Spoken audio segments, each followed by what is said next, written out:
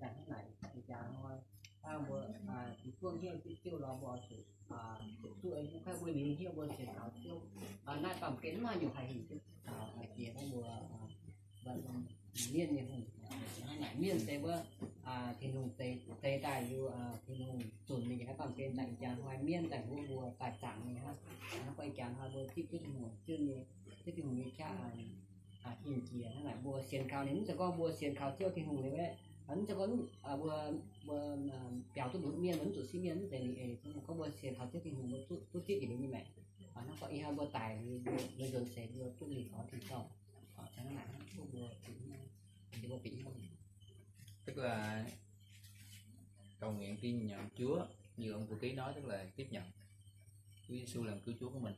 Và cái sự tiếp nhận Chúa, tin Chúa nó có hai bước. Bước thứ nhất là ăn năn và từ bỏ tội lỗi. Thứ hai là tiếp nhận Chúa Giêsu làm cứu Chúa của mình.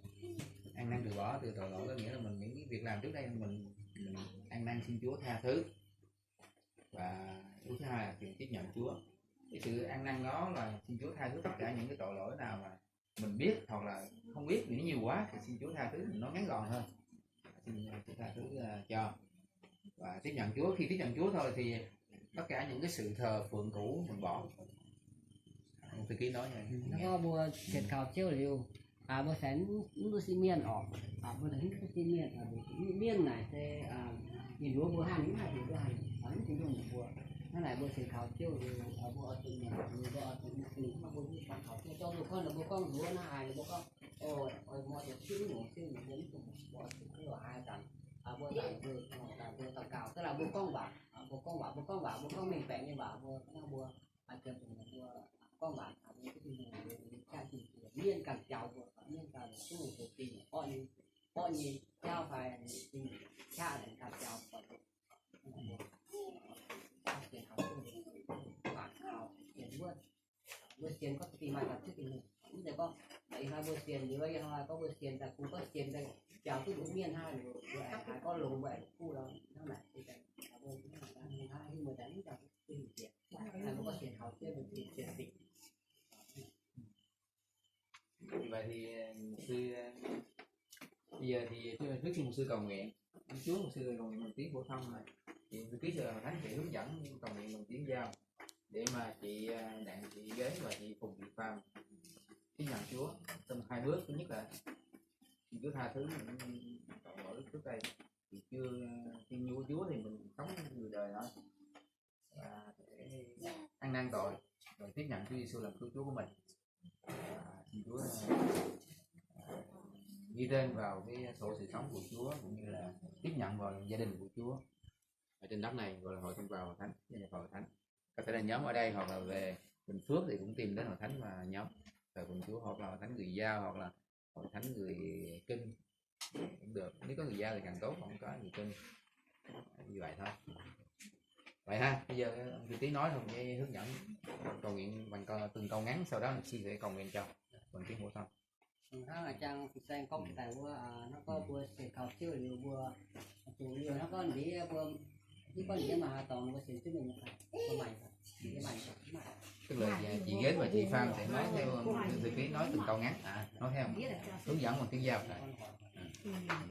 nó cô hùng nếu có lúa cô hùng là sẽ trên chiều dọc sẽ nút để cùng sản như vậy tại anh bữa nay mức cô hùng từ cái chiều chỉ rồi mình từ phải thì mình thắng vào dùng tức là không dùng hai trắng rồi dùng từ những mà cô hùng mà những mà chẳng mức rồi bây giờ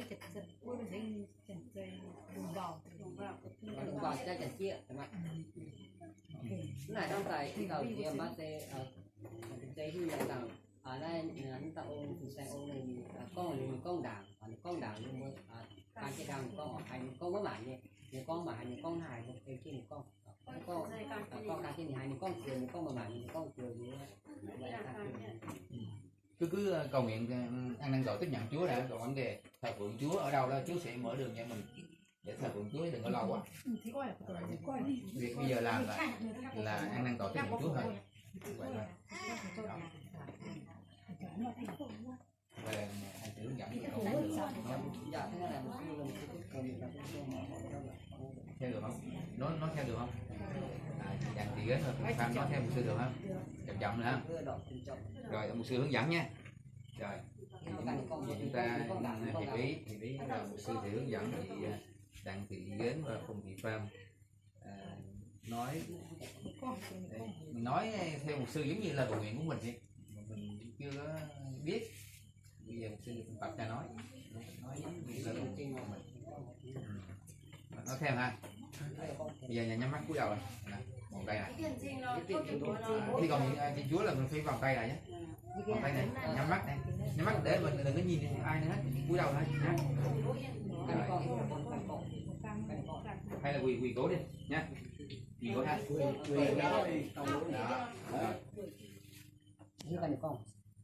Anh cứ đứng và sư hướng dẫn chị Đặng Thị Gến và Phùng Thị Phan cầu nguyện tiếng lành Chúa. Giờ nói theo một sư nha. Kính lạy Chúa là Đức Chúa Trời. Con cảm ơn Chúa vì con được giới thiệu biết về Chúa Giêsu.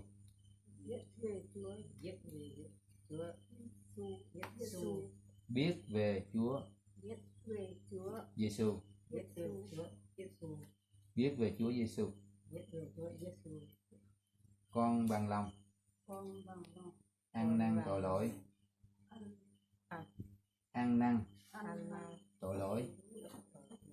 từ bỏ tội lỗi. Xin Chúa tha tội cho con.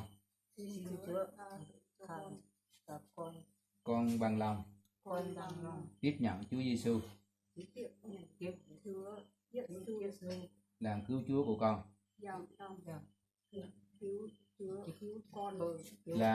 Làm cứu Chúa của con. Con cảm ơn Chúa. Con cảm ơn Chúa. Con cầu nguyện nhân danh Chúa Giêsu Christ. Amen. Amen nghĩa là thật như vậy ha. Bây giờ một sư cầu nguyện nhé. Cứ như vậy. Cứ ngồi yên. Bây giờ một sư yên lặng không nói nữa ha. Để một sư cầu nguyện cho. Lạy Chúa kính yêu của chúng con. Hôm nay trong giờ nhóm của gia đình cùng trang niên hội thánh Chúa Giêsu tại thôn 3 trong gia đình ông bà Thiên Khê có hai linh hồn là chị Đặng Thị Gến và Phùng Thị Phan được giới thiệu của bà con bằng lòng đến đây nhóm chúng con ăn năn tội tiếp nhận Chúa Giêsu làm cứu Chúa của mình để tội được tha và linh hồn được cứu. Xin Chúa tiếp nhận hai chị em chúng con vào đại gia đình của Chúa ở trên trời và gia nhập vào hội thánh của Chúa nơi nào có sự nhóm lại. Chúng con cảm ơn Chúa. Xin Chúa giúp đỡ hai chị em con trung tín với Chúa cho đến cuối cuộc đời. Dành thì giờ để nhóm lại thờ phượng Chúa để đời sống tâm linh được lớn lên. Con cảm ơn Chúa. Chúng con hiệp ý và cầu nguyện nhân danh Chúa Giêsu Christ. Amen. Alleluia, Kinh Thánh Giêsu. Alleluia.